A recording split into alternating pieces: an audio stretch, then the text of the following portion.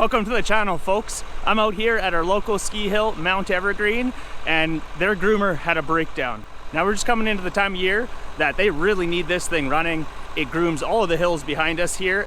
They contacted me because they can't be down very long, so let's head back to the shop. We'll get this thing repaired, and then we're gonna come back and test this out. If I'm lucky, they're even gonna let me drive it. Sorry if I sound a little funny. I'm struggling getting over a pretty good head cold here. So it's not that this is an overly complicated repair, it's actually a pretty simple weld job. However, due to the thickness of the material, this is an 1.25 inch thick billet aluminum, that is what's gonna pose some problems. What we're gonna have to do is do steep chamfers on both sides, V them right out, and do 100% penetration weld. So we'll kind of run a root pass from one side, probably dig it out with a die grinder into the back side of that weld, lay in the other side, and then we're just gonna have to fill it back up, alternating sides. Luckily, tolerances don't have to be that tight on this. Everything that connects in is quite flexible. So lining all these holes back up doesn't have to be done with machinist precision. Within a 1/16 or 1/8 of an inch is gonna be good. They gave me a template from the other side to follow because due to how ugly this broke and how munted up that is, I don't have any reference. This part is also gonna take a ton of preheating, which is gonna kind of introduce another issue, is the fact that if there was any temper left in this billet aluminum, it has been welded on before, so it may have lost its temper already. The amount of heat we're gonna put into this, it's definitely gonna kind of change the temper, the properties of this material, make it softer and not as strong as original. So we're gonna do some fish plating on both sides and the back side of this. Luckily, there is lots of room around all of this to account for some extra material.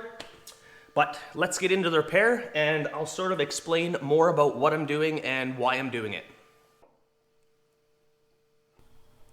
This might seem a little bit counterintuitive, but we actually need to remove material before we can start putting this back together. So I get a reference center mark on both parts, and then I mark out the 45-degree chamfers that we're gonna cut out. This is gonna leave a nice deep V-groove on both sides, and that's when we can start finally laying the filler metal back in and build it back up larger than it originally was.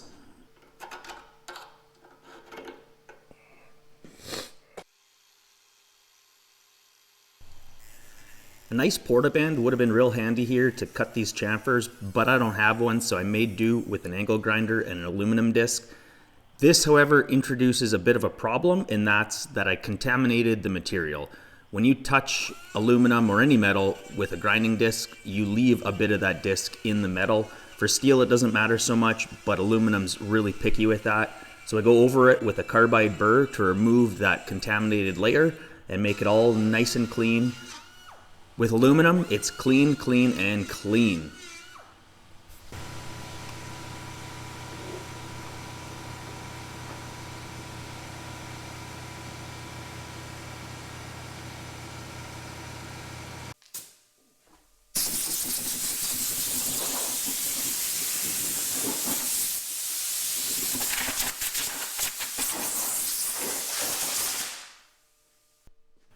The next step in my process is to hit it with a dedicated stainless steel wire brush.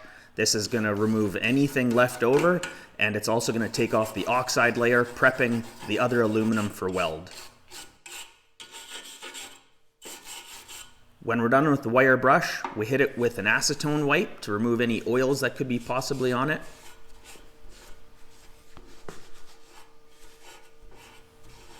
And something I don't think most people do is wipe their filler rods. That's one of the most important parts. It's all about keeping it clean.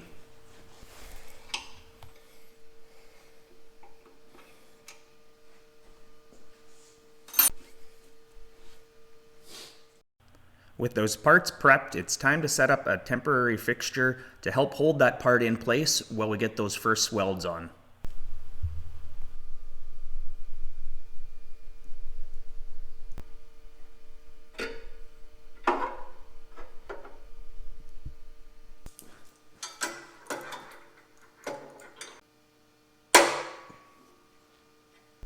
With that all clamped off, I think we're ready to slowly start getting some heat into this, and that is going to take a while.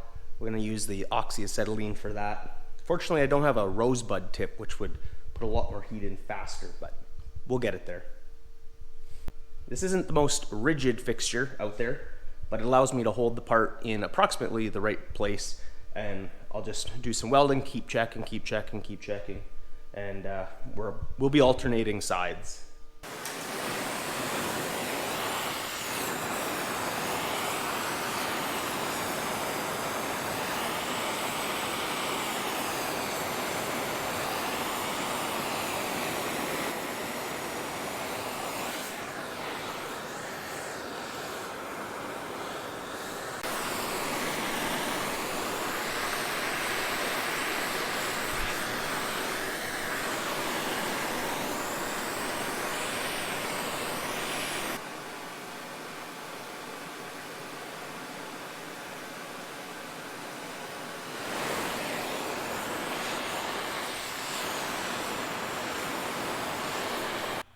And this part took a lot of heat. You don't see this side of things, but I stood there for quite a while checking, getting this thing up to temperature. If I had a bigger welder, I'd probably have to spend less time doing this, but I don't, so this is the way of cheating it for me.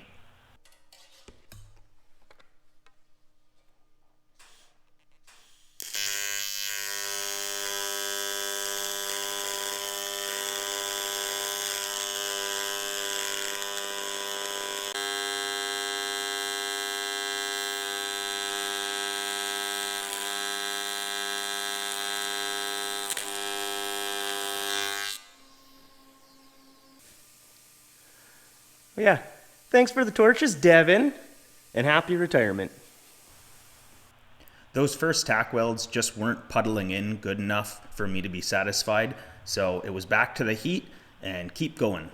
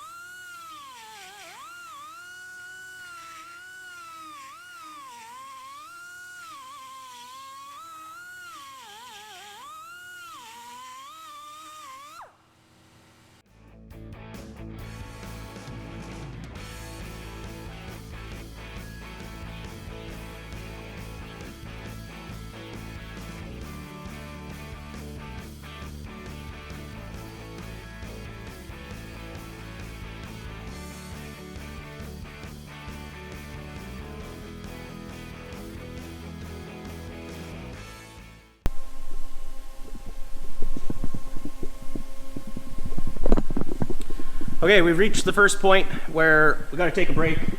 Even though the part is still warming up throughout, the localized area is getting quite hot and almost melting out on the edges and some corners. Also, the fan on the welder is not turning off. I know I've gone past the duty cycle, so we're gonna let everything cool down. We may or may not have to put more heat on after we kind of let the welder and everything come down in temp. I'm gonna finish my coffee and we'll get back to it. I'm also gonna put a fire blanket over this, just help hold some of that heat in while everything else cools down. Okay, let's get ready to get back at her. Oh yeah, it's holding nice and true.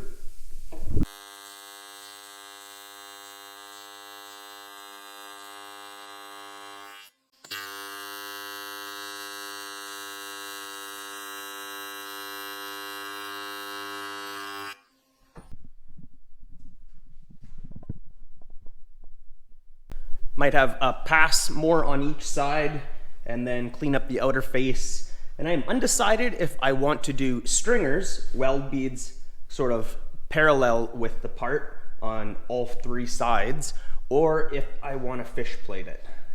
Gotta think about that. Welds are generally stronger lengthwise than they are side to side, but introducing some nice unwelded metal might also have its benefits. Or at the end of the day, it might not matter at all. I don't know. We'll see. I got time.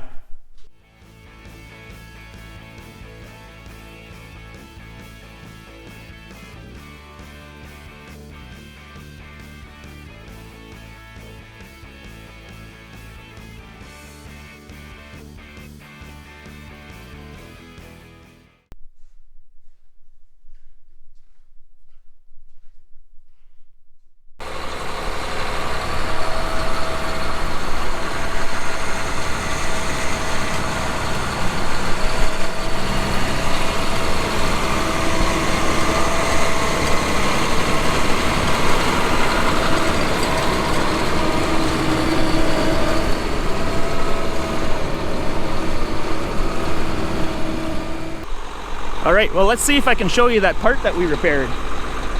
So that part went down in here. That's the side that has a crack in it. And there she is. There's the repaired part, back in service. Let's go see if Carson wants to let me do a little bit of driving. So believe it or not, I've never been in a Snowcat before. What do you mean? You have a Snowcat? I know, but I've never been in a real one. Yours is real. It's as real as this one. Here we are. Let's check this thing out. Okay, there's a lot of buttons in here. So this is all for winch cat stuff. We don't have a winch cat, Fair. unfortunately, so it's just fun to play with. Yeah, our little hill. Yeah, exactly. This is our down pressure for the tiller. Oh yeah. So it's got a halfway detent up pressure and then down pressure. Park brake, secondary hydraulics lockout, horn and beeper. I mean the horn. Yeah. And then this is when they transport them, you can suck the tracks and hydraulically. Oh, really? To fit on a transport trailer. Oh, it can, So that it's not an oversized load. This is all the tiller stuff, your cut depth, tiller speed, down pressure, up pressure, and then your posy flex. Oh yeah? Is that... Oh, okay. I'll lift it up here and I'll show you that. Oh, sort of auto center there. And then we can bend it in the middle. Oh, no way. So you can shape it. I hope that's showing up on camera. Unfortunately, the drone's not working. We're a little too close to the airport. I think I could get it to work somehow, but I'm not a tech guy.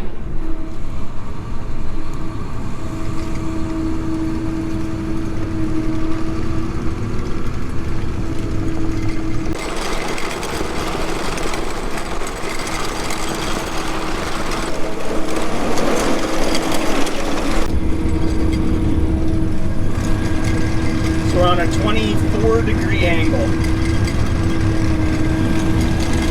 Well, it does that like nothing, eh? Doesn't sweat. No. Oh, yeah, you don't need that foot plate there, eh? Yeah.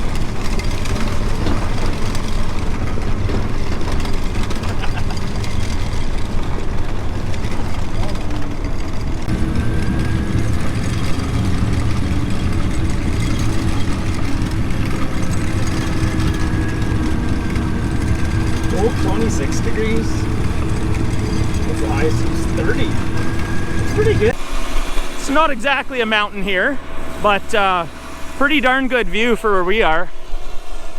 All right, Carson's gonna take this down and back up again.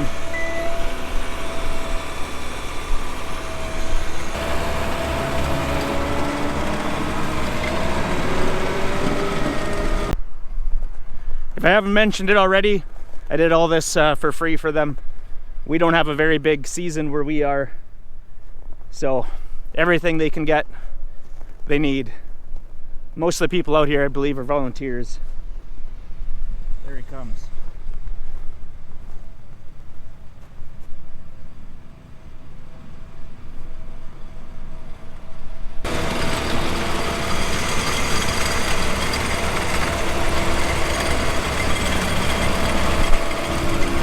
Here I am walking all over his nice corduroy.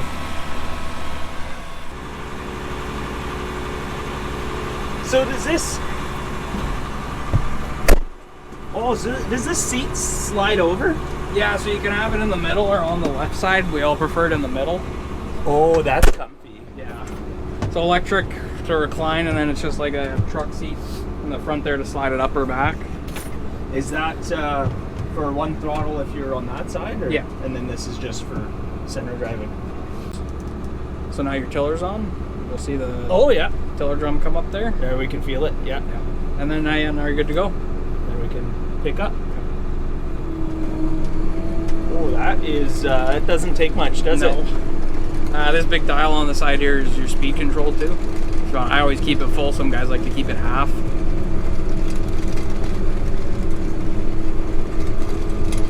Okay, well that's gonna be fun if mine drives ever anything like that. So is that tiller shift around to keep it? Yeah, it'll follow you to a certain point, and that's why you'll always see me looking in the mirrors when I turn, because I'm seeing how far I can max it out before the tiller can't take all the track bite, like the track marks away there. Yeah.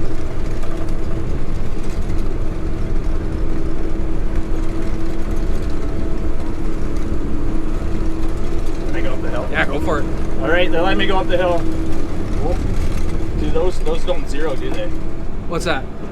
Do those don't No, zero those much? you got to put them. You back got to pull them back. Yeah. Okay. Can I guess it's only forwards with the tiller down, right? Yeah, if you go backwards, though, it'll automatically raise. Okay, so I could not be a complete amateur and I can back up and hit this line a little better. Yeah. Okay. Should. Oh, there we go. Automatically. Yep, I see that. So it'll go to stage 1 there. If you want it to go up to stage 2, then you double click gray. And it goes just to really get you out of the way. Yeah. So when you're playing in the terrain park, you can. I prefer stage 1. Stage 2 gives you a wicked blind spot behind you. Okay, and then Double click double yellow. click again, and it picks up, Oh yeah, and it's good to go. Automatic. Okay, let's. Might be easier. Sorry, I should have told you. Go up the left side there. Cause Left side of that one. Yeah. Okay. That one's a little. You do actually need a winch cap for that one. Oh yeah, right. I didn't really see the big cross. I've driven up there a couple times too. But you over there? You're good to go. You don't need to reinvent the wheel here. Okay.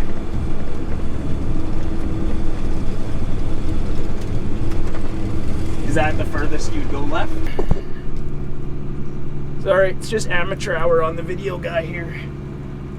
Yeah, that auto park brake. And yeah, you can just start going again. Yeah. I love it. That's like auto stop in the trucks these days now.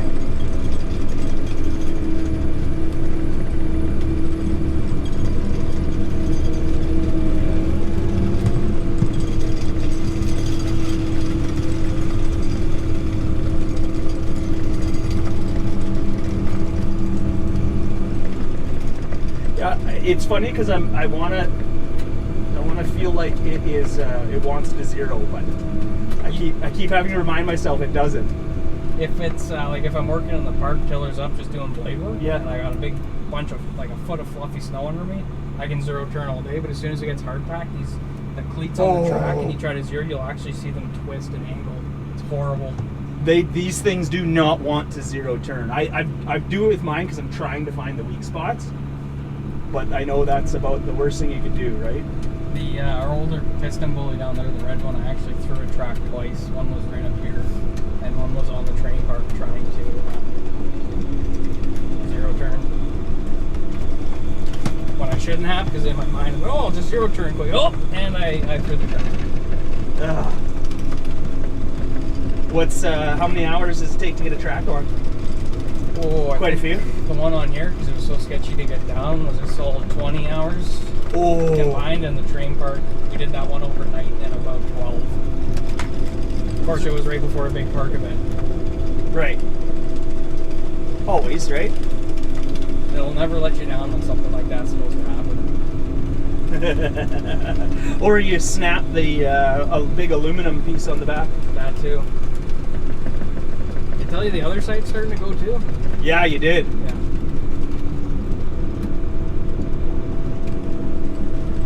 Well, that's I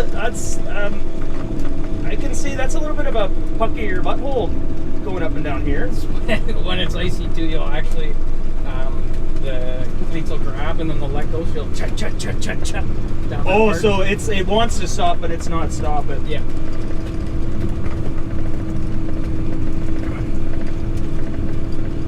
Well, I don't think I need to take much more of your time on it. You don't want to groom the whole hill? I would love to, actually. I really would. But I could probably let someone do it a lot more efficiently. That's cool. Did you guys wind up making a lot of snow this year at all? Or We drained our pond. You drained the pond? First time ever we drained our pond. Well, there you go. That was fun. Carson did a good job showing me how to run this machine, but it's time to turn it over to the experts and get this hill groomed for tomorrow. This weather is beautiful. Hope you had fun. This was a fun little repair job. Happy to help them out, and I'm even happier to get to drive this because pretty sure I had a smile on my face the whole time. Ear to ear. Ear to ear, he says. All right, everyone. Thanks for watching. We'll see you in the next one. Cheers.